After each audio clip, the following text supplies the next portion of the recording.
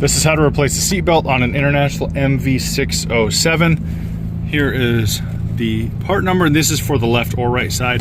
This is actually interchangeable, but not the center seat. This is left to right. The part number is 251597C1, and you will need a T50, a T25, and a way to pry this piece up right here. That actually gets this part retained right here on this side. On the passenger side, it would be that side. So this is swappable, but just those three things, and of course the seatbelt itself.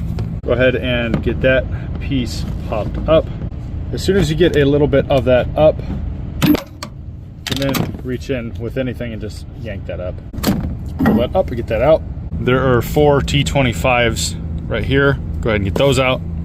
These are actually T20s, no idea why I said T25. There's 1, 2, 3, 4 of them. Go ahead and get those up. And then this part right here will just pull out. You need to push the seatbelt in there like that. And then this part you just kind of yank out and around after you get those 4 removed. Go ahead and set that to the side.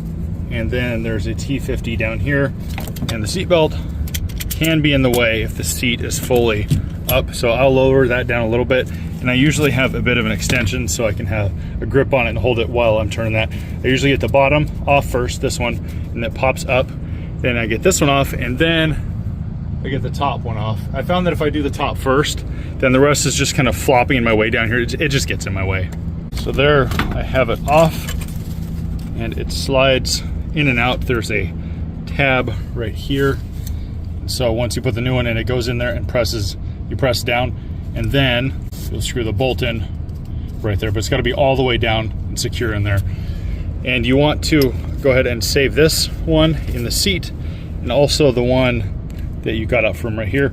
The one on the top, it retains it. It comes with that brand new. That's the old one. The new one is here. So it only comes with 1 out of the 3, the top one, and that is generally stuck right there. And what I will do on this is I will push this all the way down so it's flush like that. If this is too far out, it's gonna flop all over the place and actually be kind of hard to get in the first place.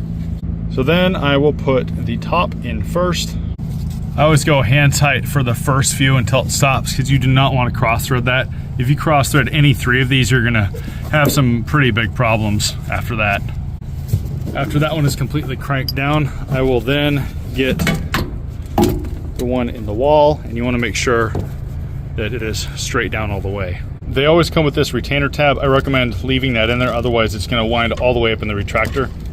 And a lot of times this part is bent forward, so you want to bend that part out. That is the part where the clip goes into, and make sure that's about 90 degrees. So about straight right there, it'll be 90 degrees that way.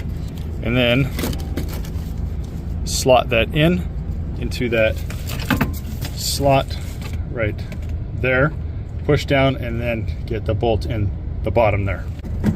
It's in that slot, so it's not coming out, and I got it hand started there. I got a couple turns out of it, so go ahead and crank that down, and meanwhile leave this in the whole time. That's completely secure. Still leave that in, and we're going to replace this one here. As you can see, all the way up, that is straight, and that's exactly what you want. And then this one coming down, you want on the outside here, just like it was before you took this off.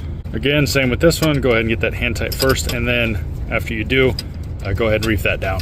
The way this is set up is actually pretty smart. So there is a wider bit right here that hits here. Hopefully you can see that. You don't want these pressing up against that right there on the lip. You want them all the way on here. So you want those pressing as far as they can go while the threads are all the way on. And what that allows for when it's completely tight is these to still move freely with the seat going up and down, but that bolt is completely in there. And at that point, you can go ahead and remove this little tab, and the retractor will suck the rest of it in there. Make sure this is completely level before putting this piece back on. Slip the actual seat belt in there, and then press that down, and you want to go ahead and find that hole, and then put this down in there all the way so it secures that side plastic bracket there. Getting that plastic piece in properly can honestly be the hardest part out of this whole thing. And then you go ahead and get these T20s, all 4 of them, back in. That's about it. Then go ahead and test it and make sure the seatbelt works and retracts like it's supposed to. And if it does, you are good to go. I hope this helps somebody. Thanks for watching.